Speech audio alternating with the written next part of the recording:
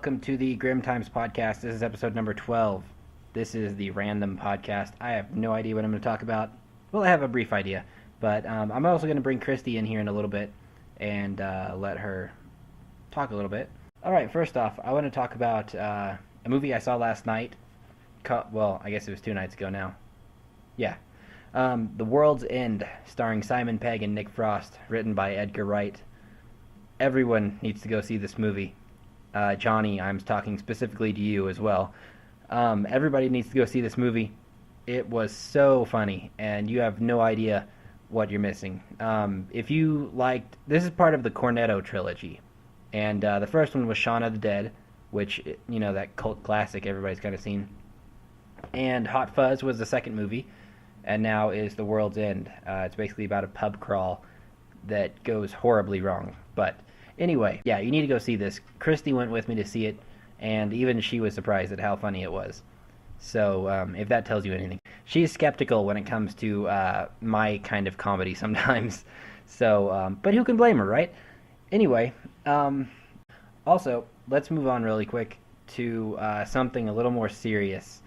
This whole deal with Syria that's been going on.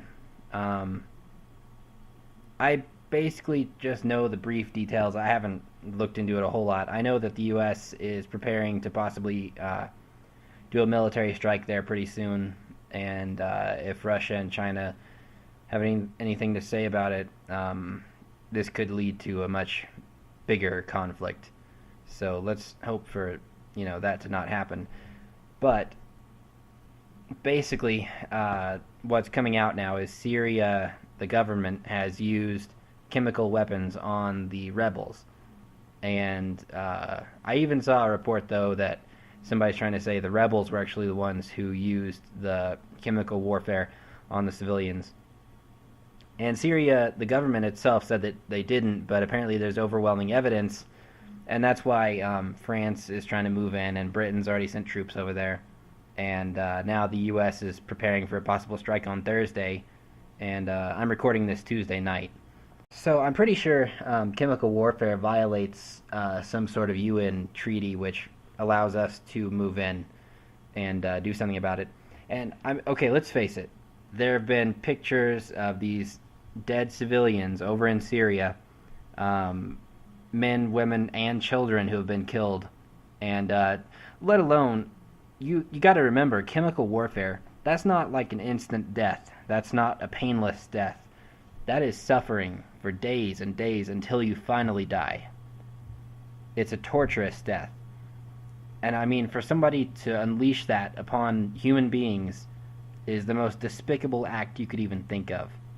Well, I'm sure there's worse, but you know what I'm saying here.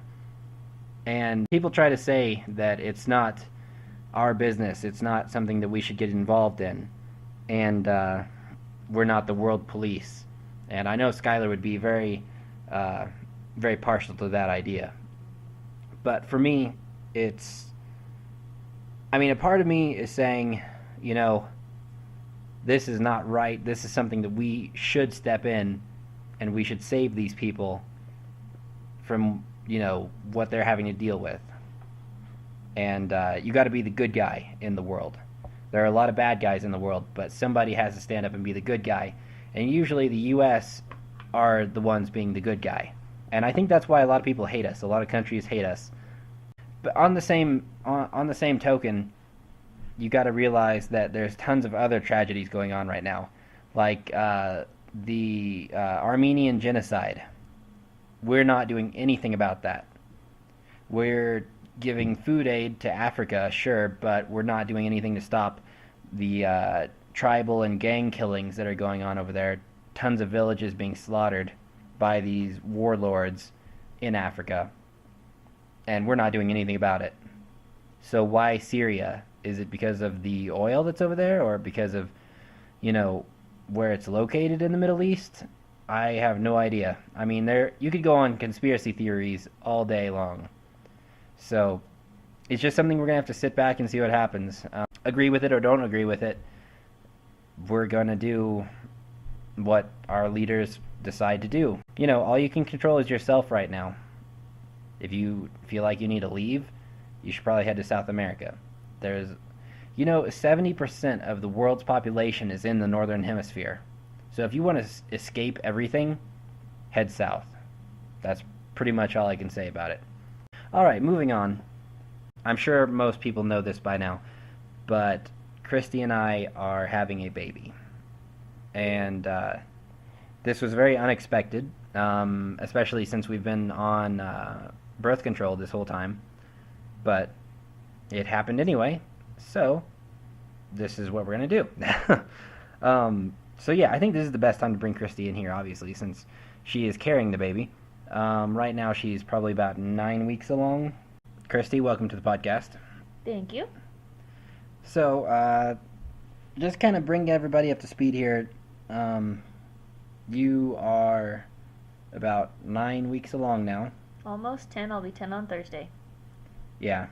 So, I think we go in September 6th for our very first ultrasound. And a lot of people are surprised, but we already have a couple names picked out. You want to go ahead and tell them the names and everything like that? Yeah. If it's a girl, we're going to do Lily Renee, and if it's a boy, it's going to be Connor Thomas, after much argument over changing the name Anakin Thomas. Yeah, I just can't bring myself to go ahead and use the name Anakin. I know Christy really wants that name. I don't see it going over very well in the child's everyday life. I mean, it's an interesting name and it's unique, but I don't think we need to be that unique. I don't know. I just feel like our kid would probably get picked on in school if his name was Anakin. Like, where's your lightsaber, Anakin? Ha ha. Or people would nickname him Darth Vader. I don't know. So, anyway. Yeah, Connor Thomas. Thomas is the middle name because that's my middle name, that's my father's middle name, and his father's middle name as well. So I figured we would go ahead and carry on the tradition there. I'd always planned on doing that from the very start, so. I kind of chose the name Lily Renee just because I've always liked the name Lily, and Renee is the middle name, or the first name of my best friend. So, and I like the way Lily Renee flows. I think it's really a pretty name. Yeah, I agree. I do like that name. So, we're pretty much set as far as the names go. We got our book, What to Expect When You're Expecting, so we're pretty much set to go as far as that is concerned. I've read a little bit, but Christy's also been the main one going through it. She's, well, actually, I'll just let her tell you what symptoms she's been dealing with already, because I get asked this a lot. People are always asking, how's she doing, what's she going through, and so here you go. So far, this is her status at 9 weeks. Well, I've definitely been feeling the fatigue. I mean, I was tired a lot normally from going to school until 10:30 at night and then working at Panera, having to get up at 4:30 in the morning. So I was already used to being pretty tired, but this has just amplified everything. As far as nausea goes, it's pretty much an everyday thing. I've only actually gotten sick twice, but the nausea is kind of always present. I've tried different things, ginger ale, those lollipops that they have, different hard candies. Not a ton works, just even drinking more water almost makes it worse, but I don't know. Apparently at about 12 weeks is when it starts to get better, so I'm almost there. Just have to endure a couple more weeks. Yeah, plus, I mean, we're definitely getting her everything that she needs, everything that'll help her feel better, or is rumored to help her feel better. And we're definitely going to be looking into a lot of natural medicine as well, through the, pregnancy and all that kind of stuff. I like to kind of stay away from big pharma and, that whole deal. I don't necessarily trust everything. I've heard in the past, I mean, this is kind of, it's a conspiracy theory in its own, but I've heard that the FDA will not license a drug unless it has at least one side effect because it's considered a cure. Now that's a little bit of a different topic, but it's still, when you're taking these kind of pills, that's you pretty much trusting this huge pharmaceutical company to really have your best interests in mind, when clearly they usually don't. Usually what they have in mind is they're lining their pockets. Aside from that, we're just pushing along here. I'm trying to work as much as I can, and Christy's on her last week of externship right now. So after that, she'll be, well, hopefully getting on at a veterinary clinic and getting away from Panera a little bit more, but um, we'll see what happens as far as that goes. Uh, Christy, what is your ideal scenario for this? Ideally, I suppose I'd like to work in a vet clinic. I'm sure it pays better. But as much as you're not supposed to or not allowed to discriminate because you're pregnant, if I were an employer and could choose between someone that wants to work part-time and is going to have to leave for an extended period of time in a little while anyway, and can only do half the things because I can't do anesthesia, I can't do x-rays, I have to be very careful with litter boxes. I can't lift heavy things like cage doors, or I'm not supposed to, versus someone who's going to work full-time and be able to do anything you ask them to. Well, being an employer, I would probably go with the person that's going to be able to work whenever I want them to. As much as you're not supposed to discriminate, people do. So, as much as I would like to kind of get back on a vet clinic, hopefully the one I'm at now, it may or may not happen, and if it doesn't, then Panera is always a fallback that I have, because I'll get the hours that I had before back, and it won't be that bad. I can go back to working during the day, and it'll all be okay. Yeah, so that's pretty much where we're at this point. Not much else to say in that area. Something else I want to talk about really quick here. This is a huge, huge announcement with Art Bell. If anybody knows Coast to Coast AM, which they should, and they should listen to it on a nightly basis, even though I don't, I listen to it online the next day. But I digress. Art Bell was the original host of Coast to Coast AM. He started it. He was the Grand Master of the paranormal, and still is. And after being off of radio full time for nearly a decade, Art Bell has announced he is coming back to radio at age 68 years. He is coming back to radio on Sirius XM satellite radio starting September 16th. And I could not be more excited.